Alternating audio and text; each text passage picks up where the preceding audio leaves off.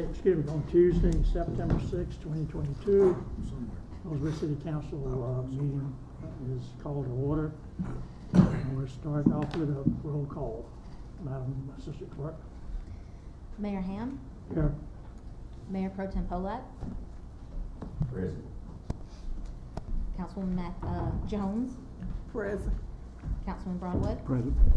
Councilwoman Matthews, present. Councilman Gaylor, Present. Councilman Batts. Here. Okay, we're all here.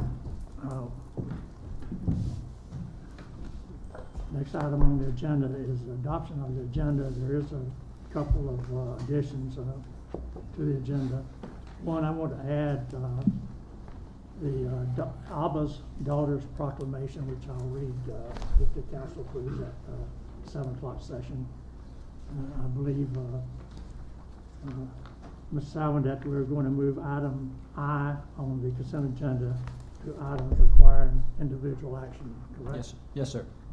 That's due to the fact that Councilman Broadway is a board member of one of those organizations. I'm a board member of another, so we'll have to move that to individual action. Any other additions or changes to the agenda? If not, may I have a motion to approve the agenda? Motion to approve the agenda with the necessary adjustments made. Second.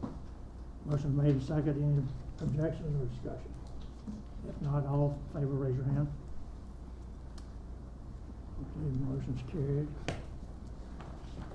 We have no old business, so we'll start with the new business, and I see Mr. Graham is here, so Bill, come on down and speak about the veteran stand down. How are you, sir? All right. Nice to see you Good evening, again. Mayor, Council. Good evening. Good evening.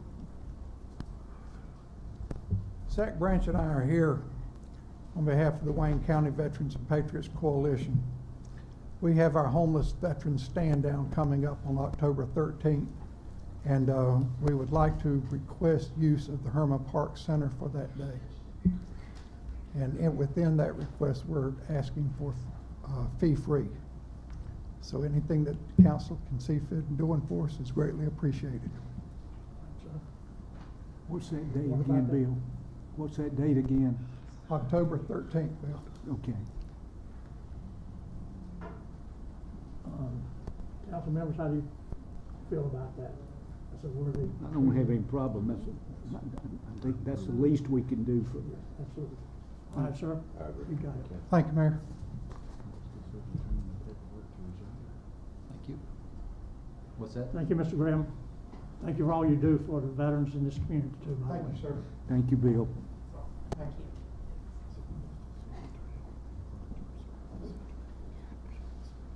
Next item on the agenda is economic development update and planning. Has got that. Good evening, sir. Afternoon still. Excuse me, good evening. I hope everybody's doing well. Tonight we're going to just give you an overview of some development activity that's taking place in the city of Goldsboro. The city manager and assistant city manager have asked me to give you an update on what has been going on within the city. Let me see if I can get us to these maps. Does everybody have a copy of your map? If not, hopefully this will give you some idea of, you can see that, great. If you can, I've got some maps for us here to look at closer. So tonight you're going to see Goldsboro Plan Commercial Development. You're also going to see Goldsboro Plan Residential Development. Just wanted to start by saying I've been with the city now almost 17 years, and I think as a member of the planning department, I'm going on about 7, almost 8 years, maybe more, maybe less. But I'm excited for what I see in the city, because this is the first time in my experience as a city employee that we have witnessed so much development that is taking place. We're hoping that this development, we're going to see it through with the ebbs and flow of our current economy. We have a lot of projects that are on the table seeking development approval, and some of those projects y'all have been a part of. You've been a part of approving those projects. We're hoping that As time goes by, that we'll see some of these projects that have already been approved come through with site plans, and they're ready to start breaking ground, so you'll see the fruits of our labor and development's interest in helping invest into our city. So I just wanted to start by just giving you a little bit of background on what we think is going on. And two, I was going to refresh your memory back in the spring when the mayor asked me to provide an overview of development trends with the city, and so that incorporates some of these comments. So the city of Goldsboro is experiencing significant growth in residential development. Growth appears to be trending from the northwest, where people are moving from larger metropolitan areas like the Triangle to more affordable communities where they can still commute to work, thanks to major highway improvements such as Interstate 42, just north of Goldsboro, and I-795 just west of Goldsboro. Johnson County, as you all know, have led the state in population growth for the last 10 years. We believe that Wayne County is now starting to see the effects of this southeastern migration from people desiring convenience and a lower cost of living to the city of Goldsboro. New home construction over the next year is anticipated by staff to be anywhere from 500 to 1,000 single-family dwelling units. New multifamily development, we're anticipating an additional 1,000 residential apartments to the city. In addition, commercial development is trending upwards. 2 new hotels are to be constructed, which will provide an additional 220 rooms for visitors and tourists in the area. 2 new shopping centers are anticipated along Interstate 42 and located within the city limits. Industrial development in our existing park is expanding, and our new 17-lot Goldsboro Business Campus is expected to break ground this month. City planners are also recommending that Goldsboro start work on our new comprehensive land use plan. We're not too out of date. We're almost probably 10 years old. At around 14, 15 years, they recommend new comprehensive land use plans. So we want to go ahead and get that ready for review and research and approval to help us with this growth for the next 10 to 20 years. So I'd like to ask for you to divert your attention to some of the development that we are seeing right now.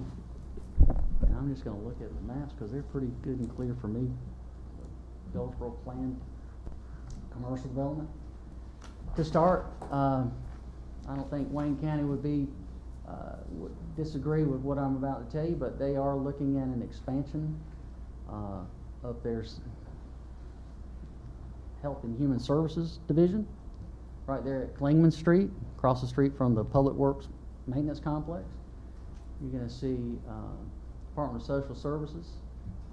You're going to see planning, inspections. There's developmental services located to that area as well. In addition to that, along North William Street, you're going to see the Wayne County Sheriff, the detention center right now on William Street. You'll see that double in size to accommodate our jail population at this point in time. To the west there along West Grantham Street, we literally just finished up development talks with investors who are interested in a planned unit development directly across the street from Walmart at 581 and 70. This is a huge investment, economic development for the city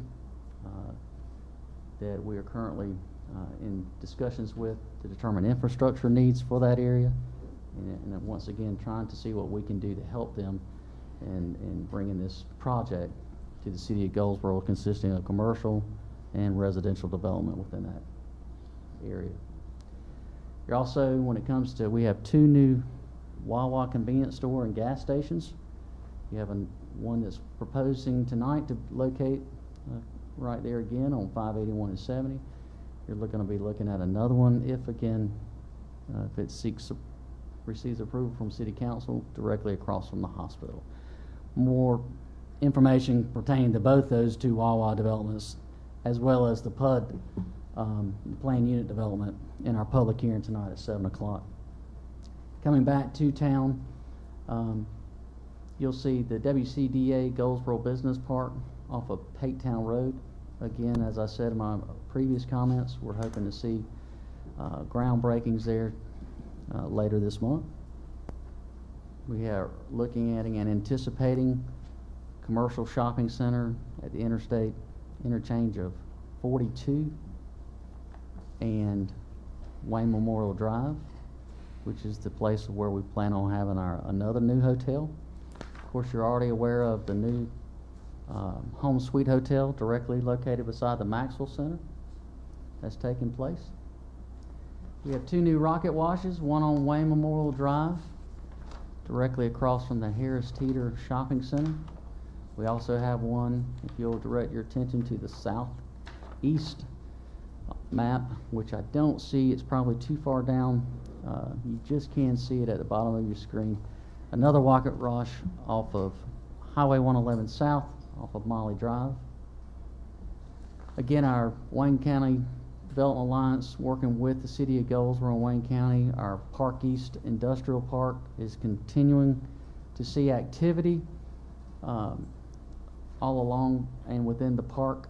We're hoping to receive some good news for a new development that we're anticipating an announcement in the next 30 days. Let's move on to your residential map. As you can see, we have quite a few residential developments. You're more familiar with, in the center of the map, probably with Magnolia Grove subdivision consisting of 301 single-family residences. At this time, Phase 1 development is almost complete. They're looking to start on Phase 2 in the near future. Let's start from the far left. Across the street and in close proximity to the Walmart, we have some satellite annexed areas over where the new Goshen Medical Facility is not new anymore, but it's called Adair Gardens Multifamily Development Complex, as well as the Adair Villas. Once again, another senior facility. Moving back east along Grantham Street, we've talked about Magnolia Grove off of Wayne Memorial Drive, south of the 70 intersection. Fairview Commons was recently approved for 82 senior apartments. Going along eastward along 70, you'll see Seymour Village consisting of 107, I want to call that townhome units or duplex units. Off of Corbett Road, there's another 312 multifamily developments that was recently approved under conditional zoning. Just to the east of that, you will see Tiffany Gardens off of Central Heights Road. There's a lot of activity going there for the construction of 82 multifamily apartment units, with another anticipated 82 to be added on to what is currently being built. Let's see, New Hope Road, backing up just a little bit off of Pate Town Road. You'll see where there is another residential development complex consisting of 82 single-family development units. Along East New Hope Road, you'll see another development complex consisting of another 200 plus units. Then at the far southeast here off of 70 East, you'll see the Shelton consisting of a 200 duplex units.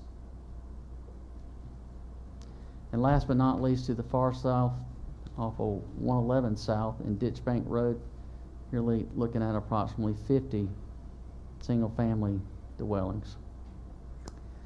So again, keep in mind that a lot of these projects have been approved for development. We have not issued any site plan permits for a majority of these. We're hoping that the contractors and developers will move forward and submit site plans for approval as soon as possible. One good thing that we will say is the Assistant City Manager, Matt Livingston, brought to my attention that one thing that we have heard from Vero Forecasting, which analyzes housing markets throughout the country, is it is showing that Goldsboro is number 3 as one of the top 10 strongest performing metro markets. Other areas, the housing market's starting to cool off, but Goldsboro is anticipated to see continuing appreciation in homes to the tune of 7.1% this year. So we're excited about that. 7.7. Again, there is a strong demand for housing in the area. We're glad that Seymour Johnson is with us. We're glad that other people are seeing Goldsboro as a place to call home. If you have any questions regarding these slides, please let me know. I know later tonight you'll hear comments from our Assistant City Manager pertaining to these projects and the bigger picture going forward for the city of Goldsboro as we move to try to grow our city and prepare for growth and the management of that growth moving forward. Without anything else, I will step aside for your next presentation, Mayor. Kenny? Yes, sir. And to the council, first of all, thank you. Sure. To the council and to the public. We sit up here as a body, I have now for going on 6 years, 7 years. And we listen to the proposals from developers, and the great majority of them, we listen to them, and then we approve their submission of the project. But we don't see it in a picture setting. It's just another item on the agenda. So back in June, I said to our planning and to our engineers, we need to have a map that we can look at and see where the development is being focused. We need it for 2 reasons. One is we need it for our own individual districts that we know what's coming up. We also need it for when we think about our infrastructure. That when you look at 1,000 plus, and on this one residential sheet here, my calculation was about 1,056 back in the July timeframe. Some of these have a 0 out beside the units. That's because the actual numbers haven't been decided on at this point, but they're 0 doesn't mean 0, it just means an undecided numbers. Yes, sir. So you've got infrastructure that has to be planned for and thought of well in advance. And then we also have to look at infrastructure. I mean, not infrastructure, but support of them. Everything from our police, our fire, our services, the garbage, trash pickup, etc. All of those things are impacted by what's on this map here. And we can't play catch up. We got to be thinking about this in advance as these projects come to fruition and be planning for them. So I asked planning and our manager and assistant manager to give us an update here, and this is just really a high-level update, but you have a map that will be updated periodically, and it should be periodically updated, especially each quarter, if not more often, depending on the nature of the items that come before the council. But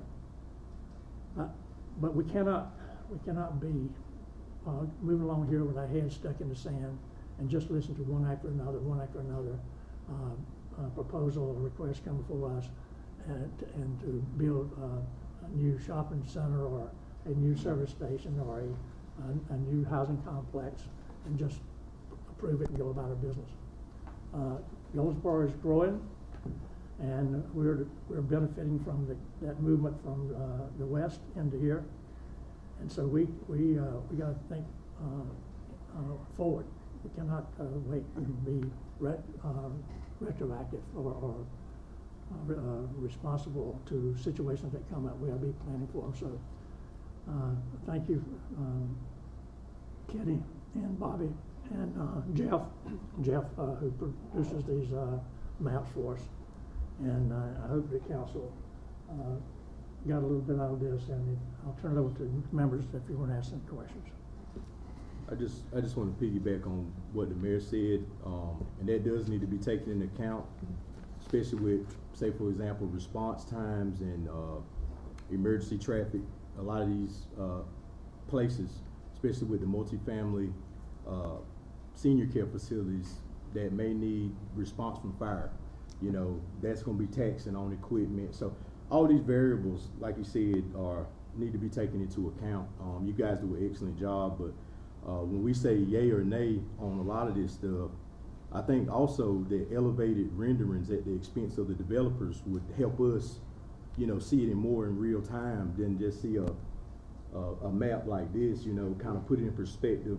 We shouldn't have to deal with that cost. I think that the developer, whoever wants to present whatever they're trying to do, should utilize some type of software where they can infuse their development into perspective as to where we can see how it will affect certain areas. Yes. I think that should be something that we recommend they do when they submit this, because they're ultimately going to encroach upon someone's neighborhood, and we just see it and hear it at a public hearing, and you know, we feel the emotions from, you know, the residents, but we don't really get a chance to see what it's going to look like. I took it upon myself to drive on Corbett, the development that's in an open field, and I saw that there was a petition of over 30, I think they said, people.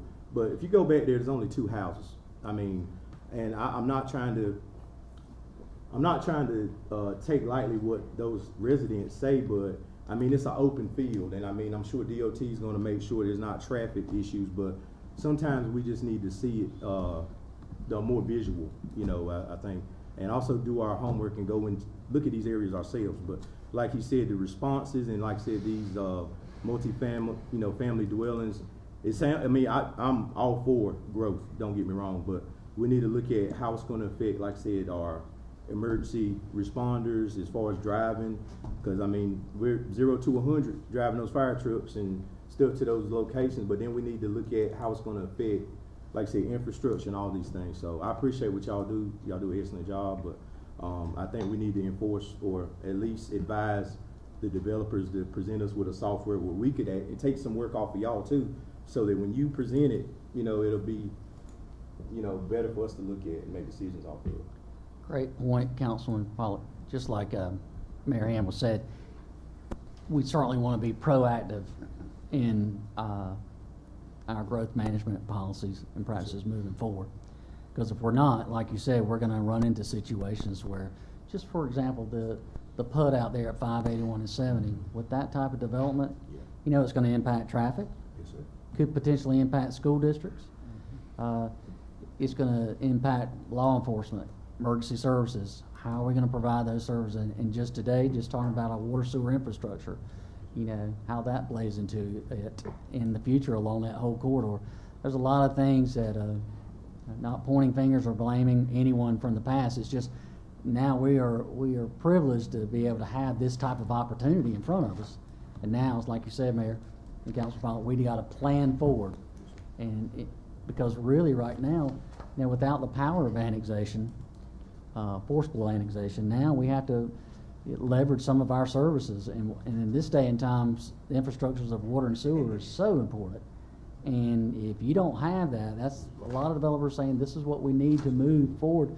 And that in itself, a lot of times is going to lead to annexation, petitioning for annexation to our city limits, which is going to help grow our tax base and help grow our city. So these are very important as we move forward. The studies that we will be compelled to do is going to help move Goldsboro forward for the next 20 or 30 years.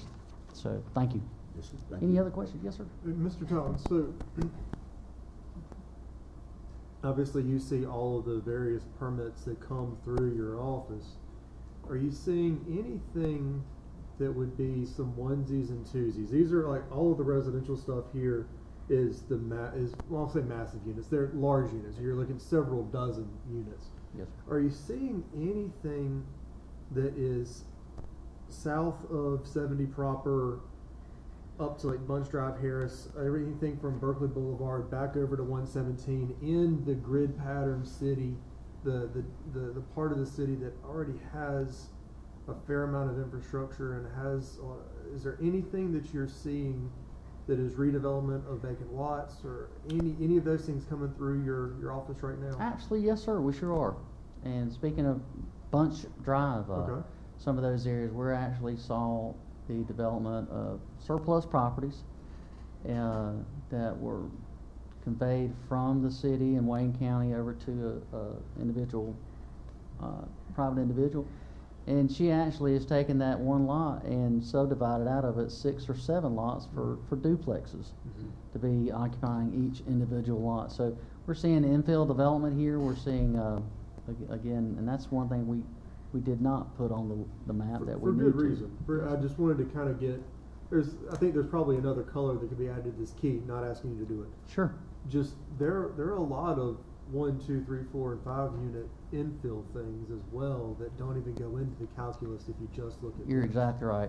And speaking of that, just thinking about our order to repair program that we have in minimum housing, we're seeing a lot of homes due to the economy being rehabilitated and renovated to the point that they're putting these properties back on the books instead of going out and buying. With some of these housing prices are so elevated that people are saying, hey, look, let's reinvest in what I do have now, and or if they're an investor, if there's a investment property, instead of selling it, they're hanging on to it and adding to that tax basis by improving the property. So again, and at the same time, it's alleviating some of these issues that we've had in the past with regards to minimum housing issues or properties that have been vacant for some time. We're actually seeing successes on that end, and I'll have to say I think that the economy has actually helped us in that process. So again, a lot of good things are happening.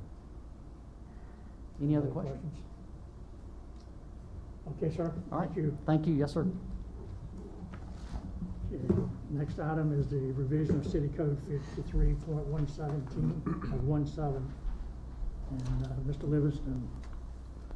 Thank you, Mayor, Council. Kenny, that was a good job. I appreciate you covering all the bases. I don't think I need to do anything. But I can attest to his situation. They're talking about the residential growth here because I've tried to bid on some houses myself, and it's typically they're going for 15, 20,000 over the asking price. So the residential market is really hot right now, and don't know how long that's going to last. But we're in a good location. I think that's what that says, and we're in a growth mode, and I think that's going to continue, but we don't know how long. So tonight, what I'm going to talk to you about is a revision of City Code 53.17B. Essentially what that is it's provision that certain industries that meet a certain code would be exempt from immediate annexation when they tie into our water and sewer services. We do require annexation for residential and commercial retail type development, but we don't require it for industry. And I think what the reason was that probably is a part of an economic development tool. We can still delay annexation for folks, or we can rebate taxes, part of an incentive deal if we chose to do that. So this wouldn't be taking any authority away from the council. What we're doing is simply proposing this as a change in policy to mimic the other land development modes, such as residential and retail, so we treat them all the same. The other struggle that we have with the 7-year delay is, with things changing so quickly and people coming and going, we don't know exactly, it's kind of a burden to keep up with it administratively, so some things could fall through the cracks. So we're asking you to consider that for next council meeting, and if you have any questions for us regarding that in the interim before we bring it back to the next meeting, please let us know.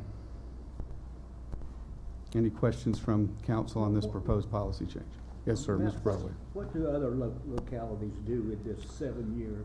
Yeah, it's a good question. I've not seen it. I've looked at lots of other places. I've never seen it anywhere done like that, and I think we're more not within the norm there, Councilman. I think because there's the ability to do it other ways, I want to look on an individual case-by-case basis. Certainly we're a player for economic development with the industry parks we have here, and there's different tools we can use from the Department of Commerce and partnering with Wayne County Development Alliance. So this one, I don't think it really has been an effective tool so much. I don't know that it's even been used that much, but we can certainly kind of use it if we need to, but not in this way, because really this is about growth management, so that, you know, we're able to expand our borders. As a planning director noted, it's hard for us as a municipality to expand our borders. The only way we really can now with is self-initiated referendums or voluntary annexation. Let me say that this is a serious matter here when we're talking about revising this particular code, because it changes the status of a industry's services that they may get in terms of their potential or future annexation schedule. Right now, it states that if we give them infrastructure, utilities as an example, that they will voluntarily request annexation after 7 years of having been in business there. That's a long time.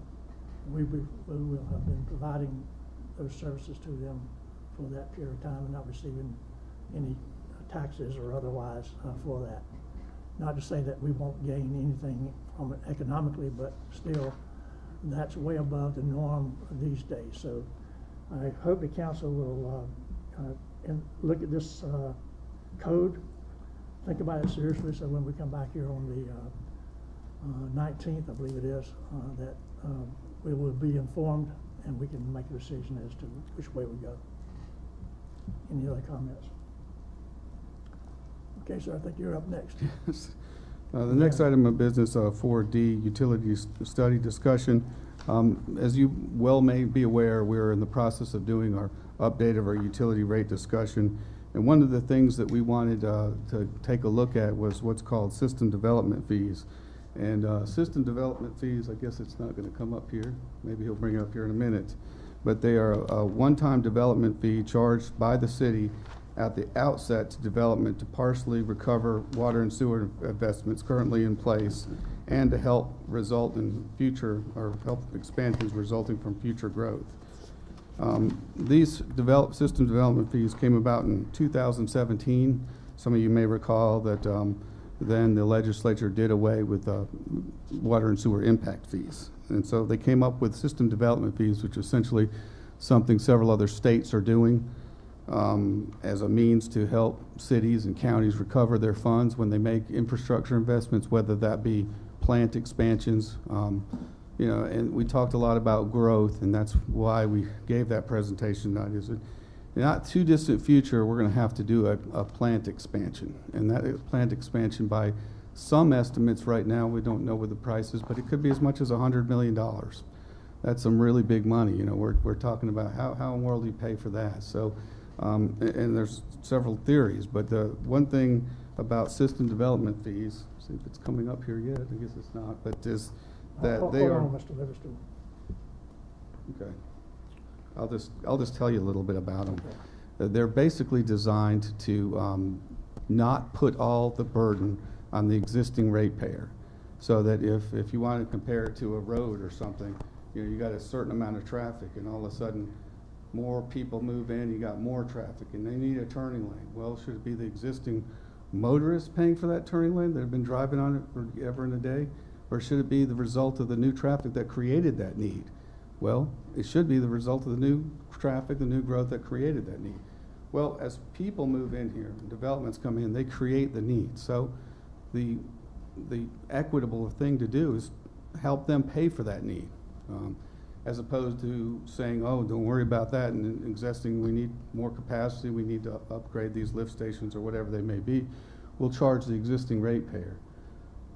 Well, that's not the best way to do it, because in part it's not fair for that person that's been paying it all along. So that's why the system availability or system development fee is one way about going about that. So, and I just talked about that. The origin was in 2017, and a lot of people signed on to it in 2017. The way it works is you have to have an engineer or consultant do these, because there's kind of a complicated way of doing that, and I just got through kind of explaining all that. That's exactly what I think this is especially important as costs continue to rise, and excessive borrowing can negatively affect our rates and things like that, and our ability to borrow. And the market development driven costs will be absorbed into the project mostly because that's what they do. They'll pass them on as costs to develop a project.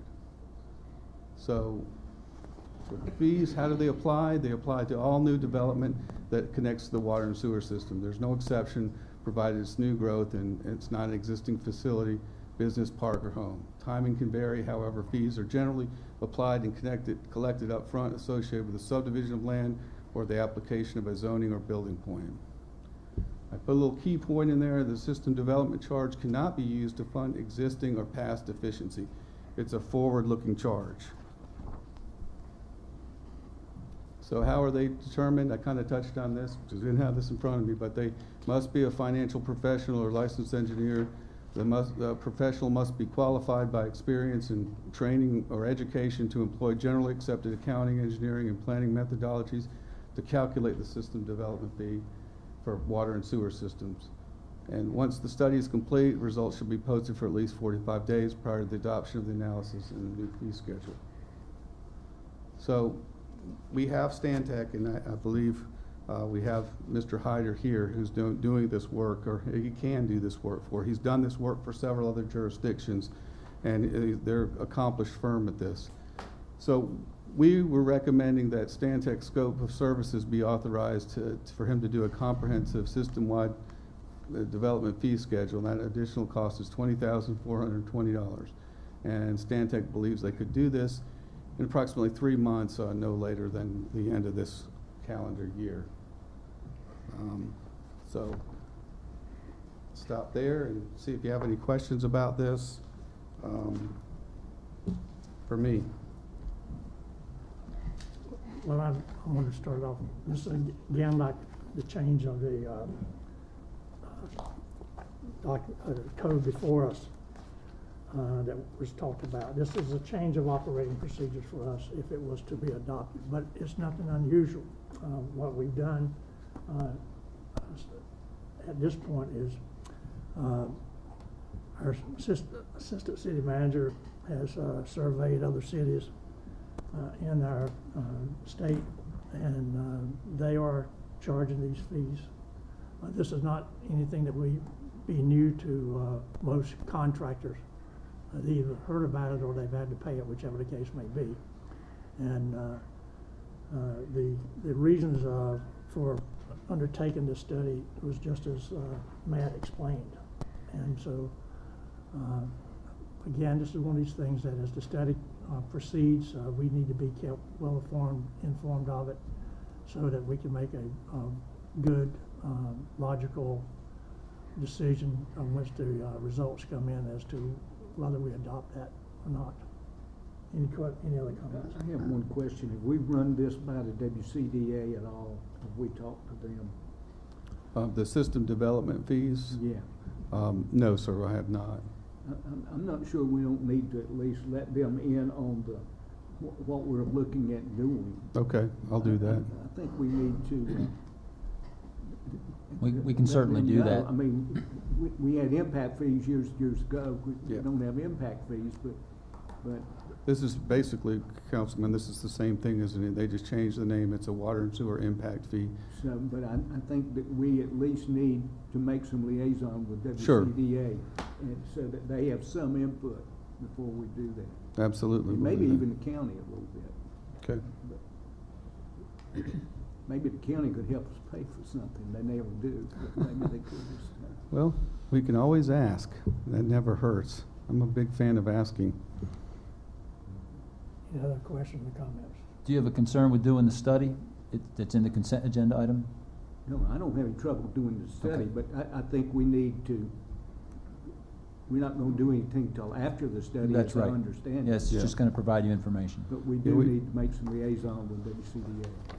The funding is in the budget under professional services, so it's in the utility budget, so it's there. We semi-plan for these kind of studies, and so we're just trying to keep you informed because we see a lot of this growth coming, and this is one way of us being able to address some of those issues, like a lot of other places do. And I think we have, I don't know if David Hyder's on the phone or not, or on the screen or not, I guess, but he's also here if you wanted to ask him any questions, but if not, I can answer his questions too, most of them anyway. Just real quick while they're looking that one up, do you know if any of the other municipalities in Wayne County have the development fees? I don't, and not in Wayne County. The only one that might be applicable would be Mount Olive, since they have an infrastructure system, but the Right. other two wouldn't. They buy from us. I know everywhere I've been, we've used them, and I've used them too, and every place in Wake County has them. We've used them to a lot of high degree of success in helping finance things like turning lanes, park improvements, expansions at your treatment plant, and things like that. And it hasn't slowed growth in any of those areas where I've been. So it's been an effective tool.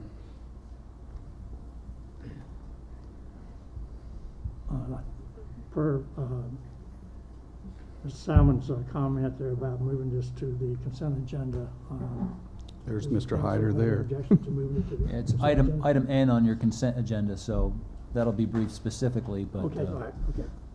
Mr. Hyder's available if you have any questions for him. Don't have any questions. Good evening, sir. Good evening, Mayor, council members. Want to add any comments to Mr. Livingston? About the No, static? I would just say that, the principles that he's laid out make sense. It's generally, a community will adopt system development fees to have growth, at least pay their fair share of the cost of providing that infrastructure. So it does, over the long term, help you keep your water and sewer rates more manageable. So it's a benefit from that standpoint. Makes sense to me. Any questions? Okay, sir. Thank you. Thank you. Thank you. All right, thank you. Okay, that takes care of the items on the work session. We have about an hour and 20 minutes, to go. And this time I'd like to address the consent agenda items. So if we'll have planning come back up. We go to item E on the consent agenda.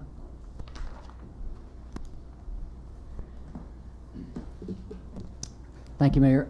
So with regards to split jurisdiction, at times we will have development to occur on a parcel of property that may be straddled between the County of Wayne and City of Goldsboro's 1 mile extraterritorial jurisdiction. In the past, we have worked off of gentlemen's agreements where if the majority of the parcel was located within the County of Wayne, for example, we would relinquish our development regulations to the County of Wayne. In turn, County of Wayne, if there was more of the parcel within our jurisdiction and less of it in theirs, they would relinquish all development approvals, any development rights and privileges to come under our jurisdiction to the City of Goldsboro. With the enactment of new land use law, Chapter 160D, it specifically states that units of local government must approve by formal adoption through resolution that if that is to be the case and the developer is requesting to do so along with the owner, that their approval must be obtained from the units, those two units of government, or in any other unit of government that may be involved. In this particular case you're going to see tonight, there's a particular piece of property that has 11 acres, and 6 of which is located in the County of Wayne, 5 of which is located in the City of Goldsboro. The developer is asking the city if we would relinquish our regulation, our jurisdiction to the County of Wayne, and if so, the county would be conditioned also based on if the city did relinquish that, the county would also have to accept the parcel, the entire parcel into their jurisdiction. So that's basically, in a nutshell, what we're going to be looking at tonight. You have an agenda memo which will explain where the property's at, who the property owner is, and the intent of developing what is the intent of developing the property, which in this case is for residential purposes. And we have a resolution for you to review and approve if you were to accept the recommendation of planning staff.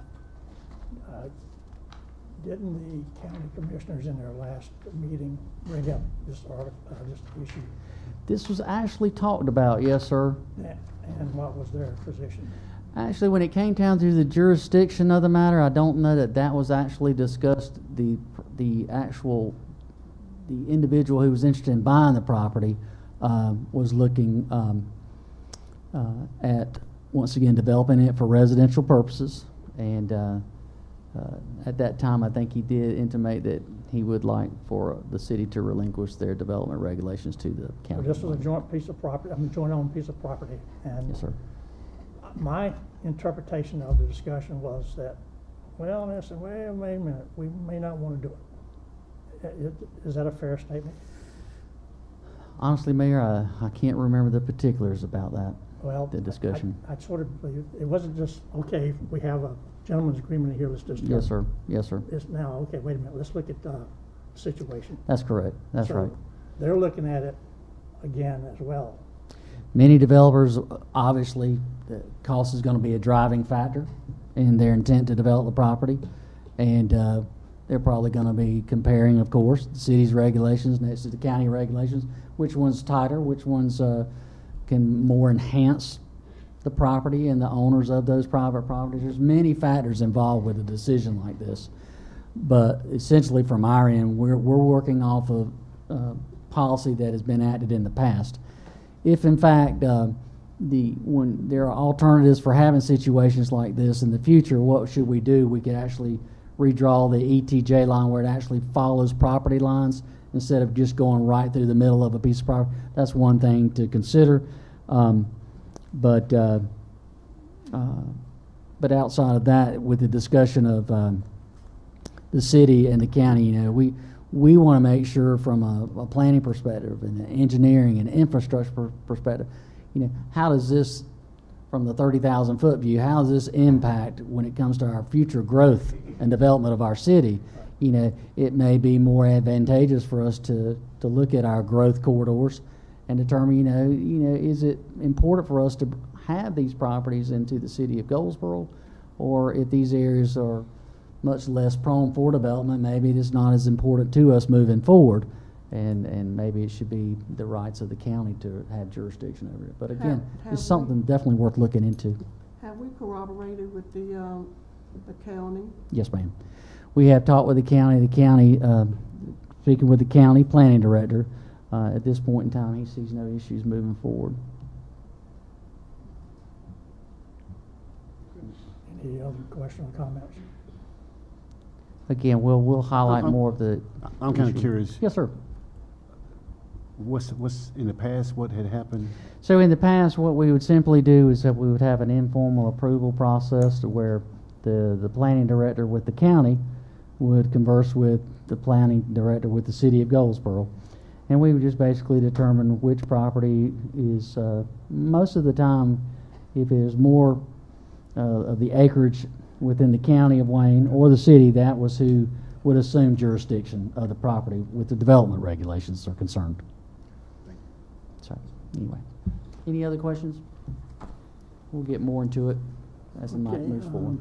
Thank you. Yes, sir. Kenny, we need a vote right now on the consent agenda item, correct? Either for or against, approve or deny? Is that the, I didn't see, Yeah, that's what it says on item E.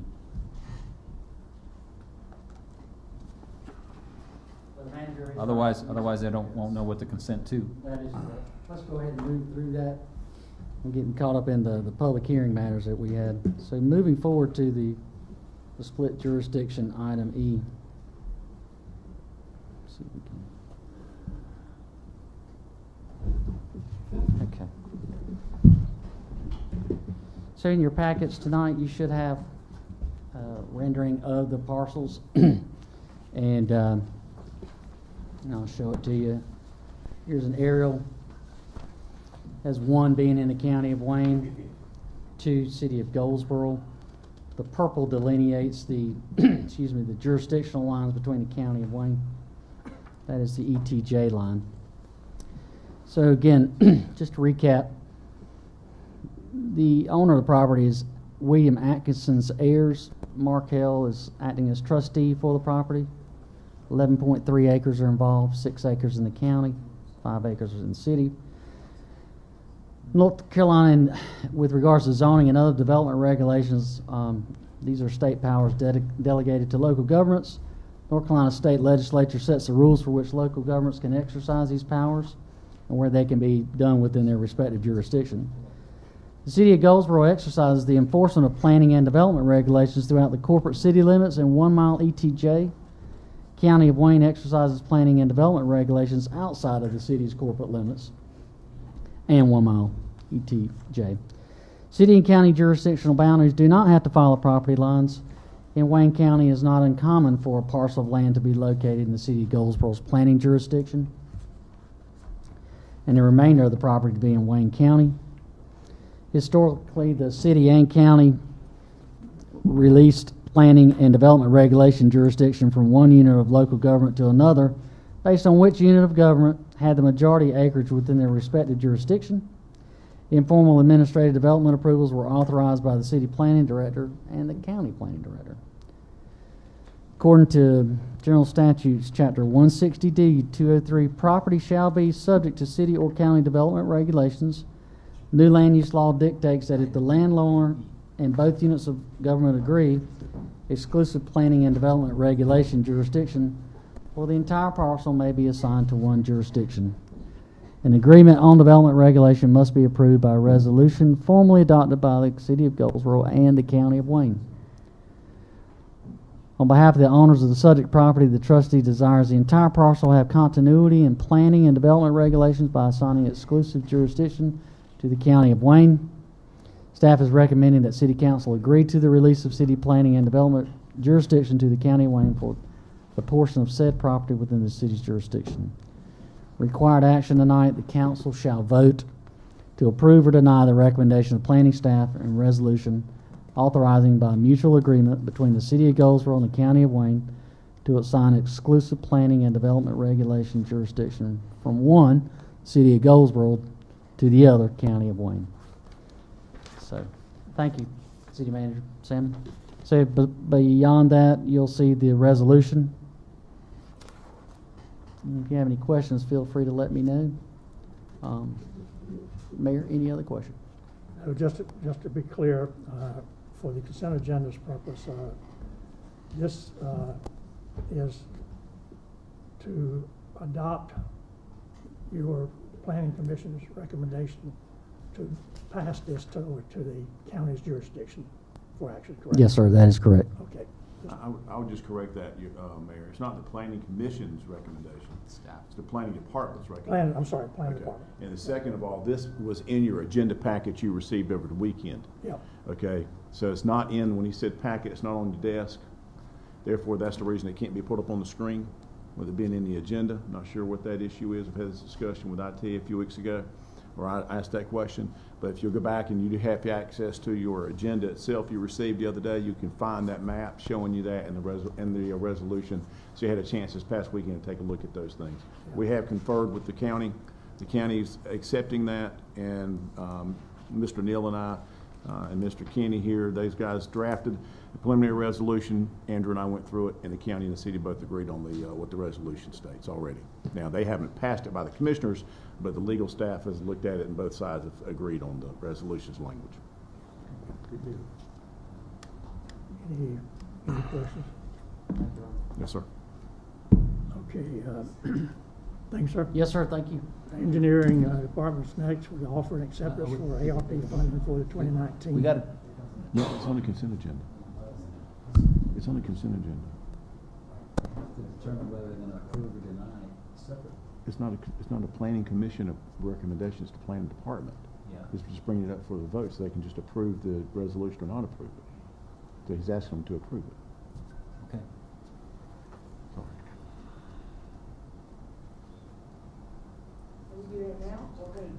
That will be voted on as a complete package as the consent agenda, right? Yes, if there was a concern about the item, then one of you, as you've done in the past, could say, I'd like to remove this to items for individual action, because the idea is he's coming in saying, we're asking for you guys to approve the resolution, just like there's gonna be a budget ordinance coming up in a minute.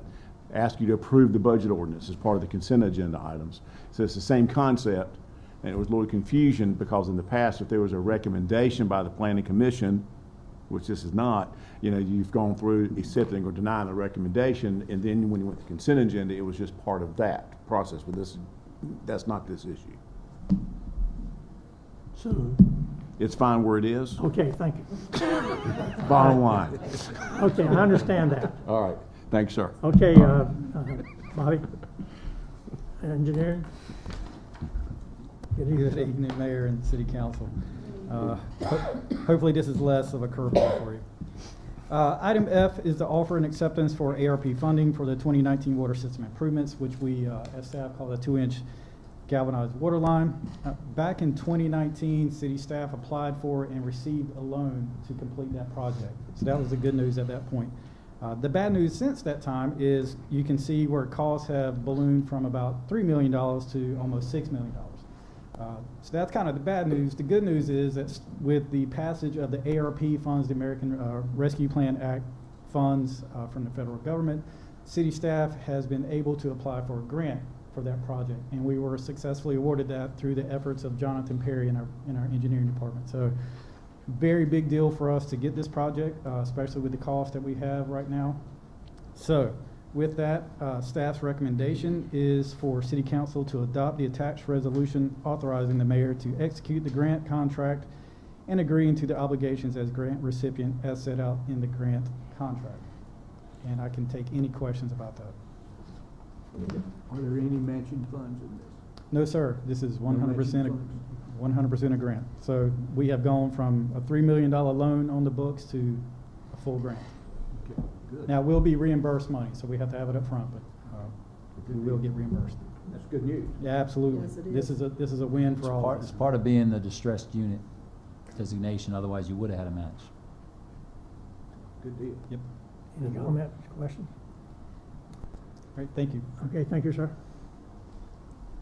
Next item is finance ordinance amending the grant project fund for the 2-inch galvanized water lines. Good evening, Mayor and Council. To tag on to what my colleague Bobby just presented with the water lines, at this time, since you've been presented the authorization to pass the resolution for the grant funds, at this time, what we need to do is we need to amend the capital project fund. We established the capital project fund in June of 2021 because we expected it to be a loan. And at this time, because we have now been awarded the grant, what we're requesting is the council approve this budget ordinance amendment for this capital project to account for it as a grant for the $5.9 million. So if you have any questions. Good news, too. It is great news, absolutely. Okay. Okay, and you are next again? Yes, sir. I have an ordinance to establish a special revenue fund for fire other restricted. Fire Chief Stempian requested a special revenue fund similar to the one that we have for police, where we account for various local grants and donations and things so that the money can be set aside and roll forward year to year when they don't expend the funds. Because if not, it rolls into the general fund, it just becomes part of that balance, and then if they can't use it that year, then they kind of lose it. So I agree with him. So we've established this fund with an amount of $2,000. They are expecting, I think, a $1,500 grant from Walmart to use for fire supplies. So at his request, we're establishing the special revenue fund. So that is just for outside general fund revenue that they get in, everything from a concession to a gift or whatever. Yes, sir, that's right. So it'll coalesce all that money, then they can specifically use it to purchase. And if there are restrictions, that's the other thing, because some of this money we get in police and fire, they want it specifically used for police and fire. So this allows us to be able to do that. Okay? Any questions? I have a question. So there's a piece of apparatus that, say, the fire department budgeted, and they use, say, like a generator that they no longer have need for. Normally it's sold on like Gov Deals or something like that. Would that money be earmarked specifically? Would it go back, since they did use their budget to get that piece of equipment, would it then go back to that department if they sell that piece of equipment? We generally don't tag it like that. It goes back into the general fund. However, you bring up a really good point. If, for instance, we got a grant from, probably a good one's like the source mint capture system. If for some reason we were going to go back and scrap that and sell it, to me, it would have to go back to the fire department, and it would have to be used specifically for that purpose, Right. because we got federal money for it. So sometimes the granting agency, federal or state, will tell you, if you sell that as part of your fixed asset procedures, if you sell it, you've got to return that money back to that program so it could be used. Works very similar, like with community development, CDBG and home funds. It works similar to that. So I would say in that case, if the source of the money was something related to fire and it was a grant, we'd have to make sure it was used for the same purpose. Thank you. Okay. Any other questions? Okay, we're going to skip I and move it to the items requiring additional individual action and go to J, grant project budget amendment for stormwater. So council established through ordinance the Stormwater Capital Project Fund, and one of the projects was the Vine Street project. Another one was this stormwater mapping assessment. It was a $1.5 million contract, but at the time it was limited to $1.1 million, which is what we had available with the fund balances in the Stormwater Fund transferred into this Capital Project Fund. So at this time, what's happened is in the FY23 adopted budget that council approved, there was a transfer in the stormwater, the operating fund, stormwater fund, to move into this capital project fund to fund that next piece. So what we're doing now is we're amending the capital project fund to add that transfer appropriation that was done in the stormwater utility fund for 23, so we can finish that next phase. And what we anticipate, as I mentioned before when I presented the item, is that we will, if we should have fund balance left over. If we do, I will come back to council to amend it to appropriate fund balance to finish funding the $1.5 million CDM contract. Or if we can't and we need to hold that fund balance, what we'll do is when we do the FY24 operating budget, we'll plan for that last transfer that we need to finish out the CDM contract. So at this time, I'm just asking you to approve the project budget amendment to add the operating transfer in for fiscal 23. Any questions? Okay, I believe you're still on the Yes, sir. This is my agenda. last item. I have a resolution authorizing the execution and delivery of an installment financing agreement to finance certain vehicles and personal properties for fiscal 23 with Truist Bank pursuant to North Carolina General Statute 160A20. The City Council approved the FY23 operating budget for capital. And at this time, what we're doing is we're seeing through with the actual financing. With the help of Davenport, who is our financial advisor, they helped me put together a request for proposal that went out to numerous banks. We received 6 responses, and we evaluated each proposal on the interest rate, prepayment provisions, and the bank loan closing fees. We attached the analysis of all 6 proposals that were received. Staff recommends that City Council pass the proposed resolution and enter into this installment financing contract with the lender, Truist Bank, for 60-month installment contract not to exceed $2,450,000 at an interest rate of 3.09%. And they were the lowest bidder. Had no prepayment provision, any penalties in that sense. And then we intend on closing on this financing on September 23rd or before. So we've just got that resolution attached. The council's already approved the attached capital. As you all know, because you've approved the biggest piece of capital, the fire truck, which we did, several weeks ago. So the fire trucks, but that's one, it's about half of what this loan amount is for, so. So Catherine, just because we've got, someone from the news office here, and we've got people out in the audience watching, just make sure we understand and clarify the term personal property here. We're not talking about buying a new set of clothes or anything like that. No, we're talking about rolling stock, so we're talking about dump trucks, vehicles, that When you say kind of thing. personal property, Not real. It's not a piece of land. It's rolling stock. So generally vehicles and equipment. And the list is attached in the agenda packet, if anybody's interested. Just one more terminology question. The last sentence under discussion, if approved, the city intends on closing the financing on or before September 23rd, 2022. And you say closing on the financing. I think one would imply that the finance will be closed and the loan will be put to bed. I think the other implies closing as in it's now an operating account. What's the September 23rd, 2022 date? So we expect to execute the financing documents and the money to transfer hands at that point. Okay. So they would actually fund the loan and it would be in an escrow account for the city to draw on. Perfect. Okay. Any other Good. questions? Okay, thank you, ma'am. Thanks, Public Works is going to request authorization to purchase a Hill Durapack Python slide loader refuse truck. That's a mouthful. That's a mouthful. Good evening, Mayor, Council. Hope everyone's doing well. As the Mayor said, I'm requesting authorization to purchase a Heil Durapack Python side loader refuse truck and a Global R4 street sweeper. Both the refuse truck and street sweeper were approved to be purchased in the FY23 budget for $350,000 and $290,000 respectively. Carolina Environmental Systems has provided a quote of $326,966 for the side loader, and the quote was and awarded through Sourcewell, so no formal bid process required. Jetvac Equipment Company has approved a quote of $292,000 and $292,087 for the street sweeper. The quote and award are through the North Carolina Sheriff's Association Cooperative Bid Program, so again, no formal bid process is required.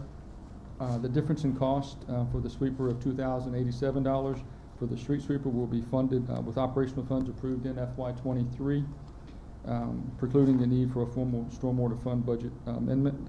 We have submitted a letter of intent to purchase and hold the R4 street sweeper and lock in the price for 30 days pending City Council final approval.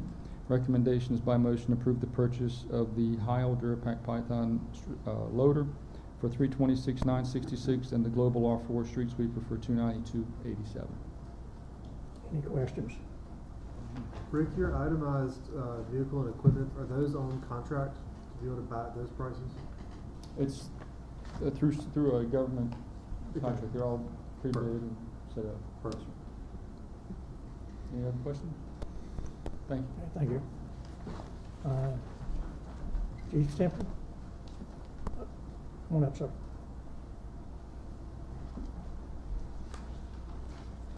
Change orders for Goldsboro Fire Department 75-foot rear mount aerial apparatus. Good evening, Mayor and Council. Good evening, sir. Sir, we're asking for a resolution for a change order to the truck that was authorized in the June 20th meeting for the fiscal year 22-23 budget. The truck amount was originally $1,136,600. Upon our truck committee going to Nebraska and meeting with the architects and engineers, they recommended some changes, which amount to $7,658 additional. Majority of the changes for that would be in the striping and lettering to remain consistent with our current fleet. And it is recommended that the council by motion adopt the attached resolution so the city manager may execute the change orders with Atlantic Coast Fire Trucks. And this was just a change order that after, like it stated, engineers and architects had a chance to look at it. They said this might be a little bit different than you anticipated, and that resulted in an additional cost. Any questions? Okay, sir, thank you. Thank you. Okay, Mr. Livingston, I think you're back up. Really nothing further to add. Mr. Okay. Mayor. I kind of think I addressed most of it. Just the resolution there before as part of the consent agenda. Okay, very good. Any questions? Okay, No. thank you.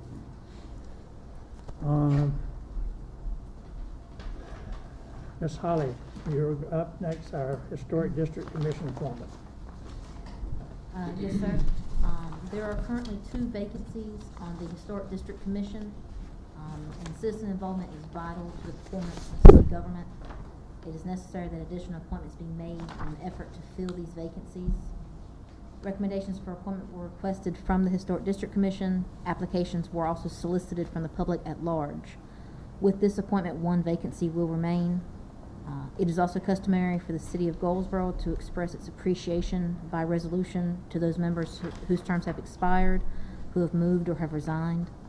It is requested that council adopt resolutions appointing a member to the Historic District Commission in the city of Goldsboro, as well as commending those individuals who have resigned. And you do have in your folders the individual who we are hoping to appoint. You have his information in your folders before you. Did we only get 1 applicant? Yes, sir. At this time, we only had 1 applicant. That was literally the only one available. I actually did hear today, I believe Historic may have another person resigning at their meeting occurring at this moment. So we may have 2 vacancies as of tomorrow. But we are hoping to get more applications in soon, at least hopefully before the end of the year. Are you asking us to appoint just 1 applicant or consider appointing just 1? I'll consider appointing just this 1 applicant, Okay. just to fill 1 vacancy. Okay, got it. Any questions? I have a question. When we have these appointments, I know sometimes a lot of applications come in and we'll only have like 1 seat. Do those applications expire? Do we go back to those applicants to say, hey, there's a vacancy? You know, how does that work? We keep applications on file for 1 year from the time they're received. So anytime from the year after they send in their application, whether it's in April or December, if an appointment does come open, we can give them a call.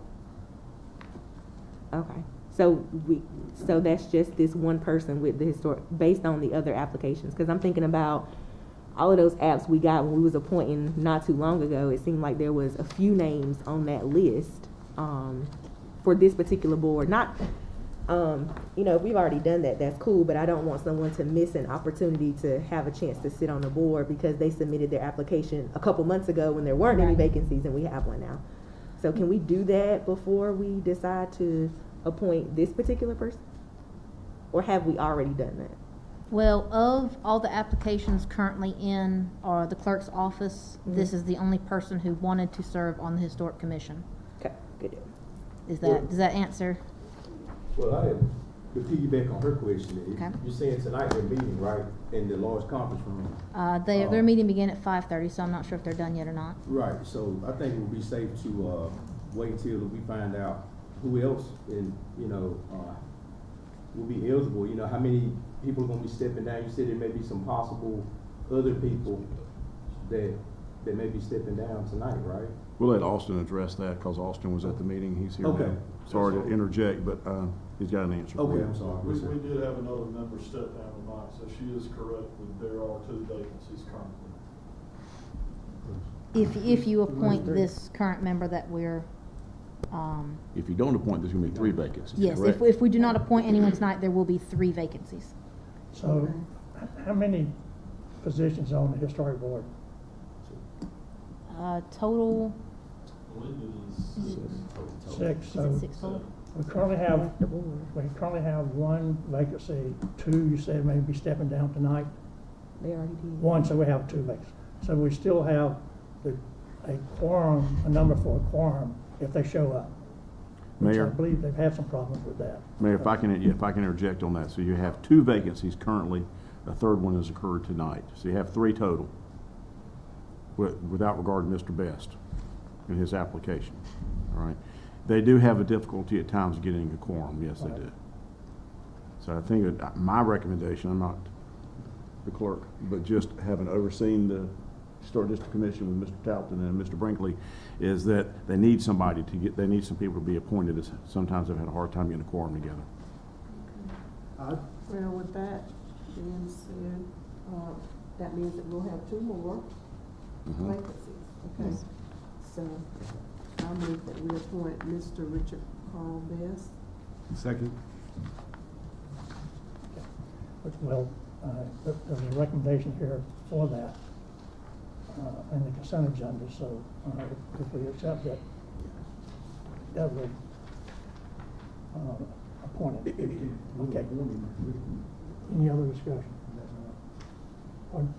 If we approve the consent agenda, we. Right, he'll approve it. That's what, yeah. Yeah. Oh.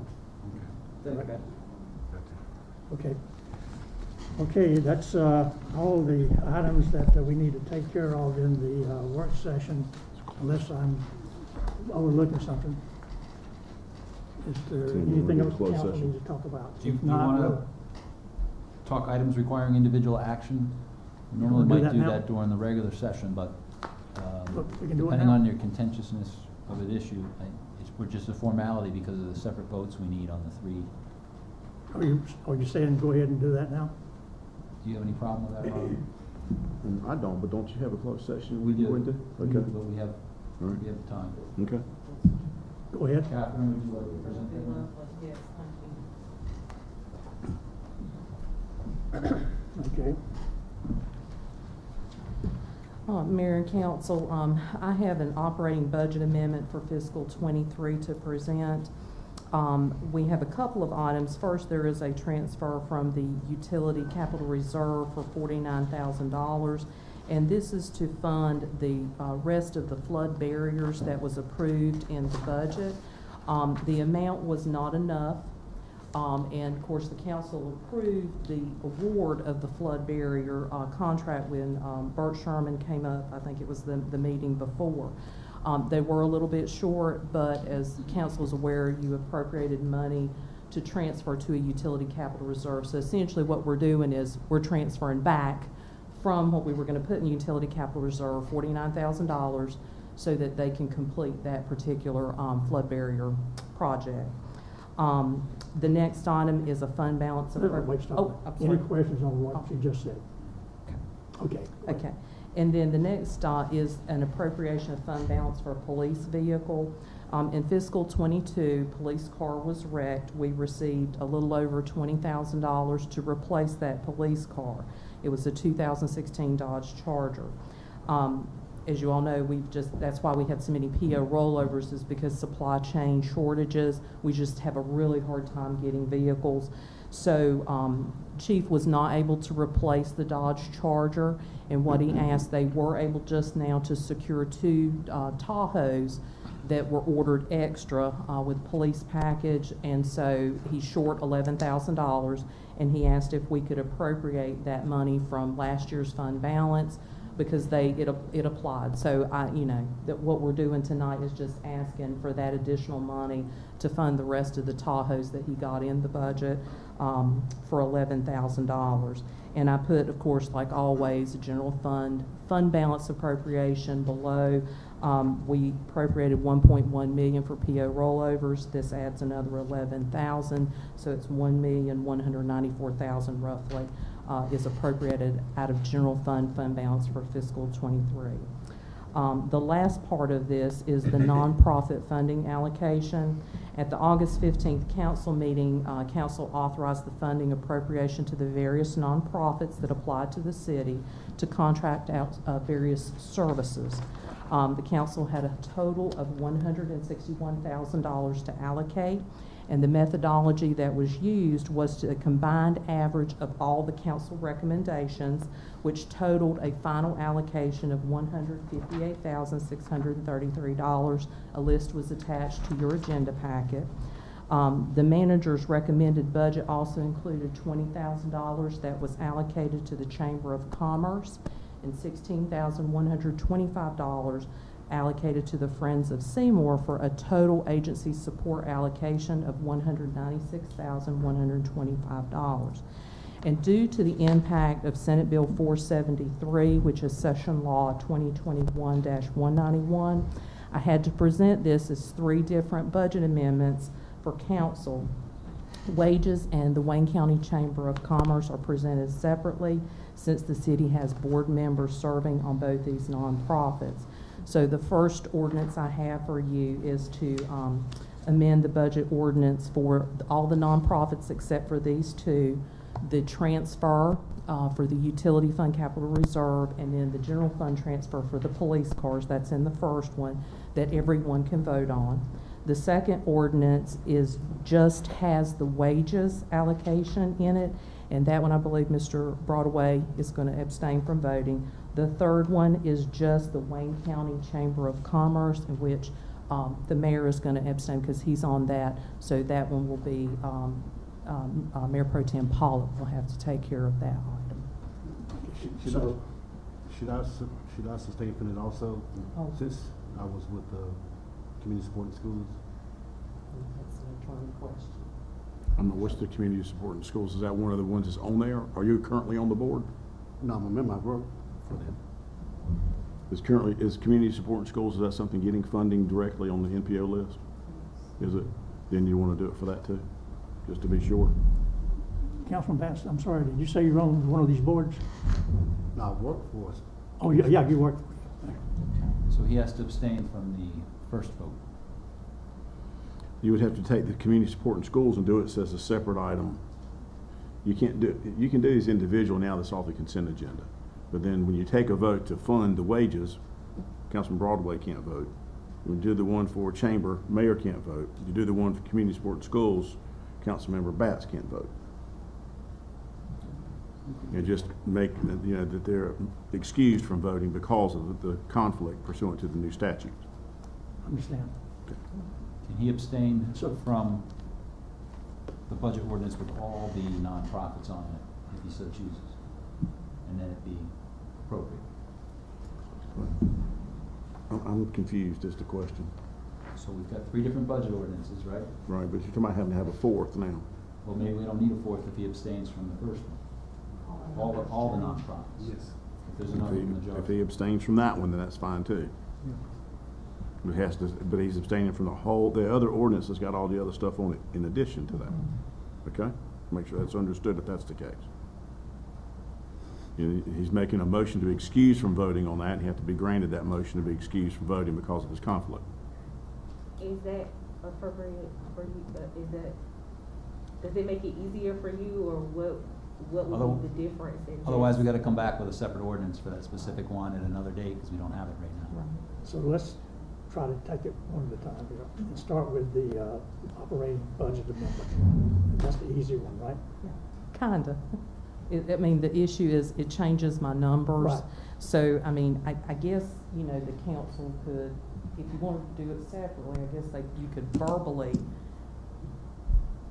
change the numbers, because now my number 1 would not be correct because you got the communities and schools in there for $13,033. So we'd have to minus out $13,033 from my budget amendment. Unless he abstains, right. If there's contentions, if it's going to be a close vote then maybe we want it. But So let's try. I just want to make sure it's going to be right. If it's right, let's do it that way. If we need to do it a 4th one, then let's do a 4th one. But I don't want it. If this is okay, if this process is right, then let's do it that way. It's okay as long as. I'm sorry. Go ahead. No. I'm sorry. Go ahead. It's procedurally correct. Okay. When he's requesting to be excused from voting because it's included, and he'll cite this nonprofit I'm involved in, so I'm asking to be given a motion to excuse from voting on that particular ordinance, which has all the other one in it. Somebody makes a motion, you approve it, and then he doesn't vote, y'all vote on it, and then when you go to the next ordinance, you're going to do the same thing for either the mayor or Councilmember Broadway as to each one of those. Let's do it. Okay. All good? We'll stand by. Don't leave us yet. Okay, so the first order we're going to take up is an operating budget amendment, FY 22-23, which includes the recipients of funds there that is mentioned. So Mr. Batts, it's, your ball's in your court now. Yes, okay, I make a motion to abstain from voting at this time here due to my employment with Community Board of Schools. I think the more appropriate approach is that I'm advising the council, he has a conflict because of that. And as a result, he's requesting a motion be made to excuse him from voting. So then somebody else needs to make the motion. Mayor, I move that we allow Councilmember Batts to abstain from voting on the budget amendment ordinance. Is there a second? Second. Discussion. All in favor of Councilman Batts recusing himself, abstaining from voting, raise your hand. Okay, so now, the motion is to adopt operating budget amendment as presented with the $11,000 taken out of it, correct? The transfers. Transfer. The transfers and the fund balance appropriation and the nonprofit allocations. Okay. That's the motion. Is there a second? Is there? So moved. Who made that motion? Carolyn. I There's a basically- motion for him to be excused from voting, that's separate. No. Right. Now is there a motion to approve I the basically, ordinance? I basically made the motion that she just cited. Okay, all right. Yeah. And that was me saying so moved Okay. for that. All right. Motion made and second. Any discussion? All in favor? Was there a second? Who seconded it? Charlie. I thought the mayor talked about the issue, he didn't make the motion, right? So Charlie made the motion, Taylor made the motion. right? Now I need a second. Second. Okay, Mayor, as the chairperson, you have to let someone else make the motion. Okay, all right. So you were discussing the All right. motion, but nobody else made, that's what I was talking about. Okay. Somebody else needed to make the motion. All right. So is it Mr. Gallo that made the motion? Yes. And who seconded it? Mr. Councilmember Polak, second. Thank you. Now, all in favor? Sorry. Raise your hand. Okay. thank you. I'll add that to my script for the next time around. Okay. Next item is the funding for the budget ordinance for the nonprofit organizations. And I will, they're listed in your list there. And I am on the board for the Wayne County Chamber of Commerce. I'm going to request authorization to recuse myself from, abstain from voting. Someone will make a motion. I move that we accept his request to abstain from voting. Second. All in favor? Well, You guys. Mayor Pro Tem Polak, All if you'll in just. favor. Thank you. now, we need a motion. Okay, this time I need a motion to be made, to appropriate funding to those. It's for number 3. For number 3. Yeah, that was the operating budget for the general fund for the Wayne County Chamber of Commerce. Okay, I need a motion to be made, for appropriation for the Wayne County number 3, Chamber of Commerce. Okay. So moved. Second. Okay. Questions? Okay, all in favor, raise your right hand. Thank you.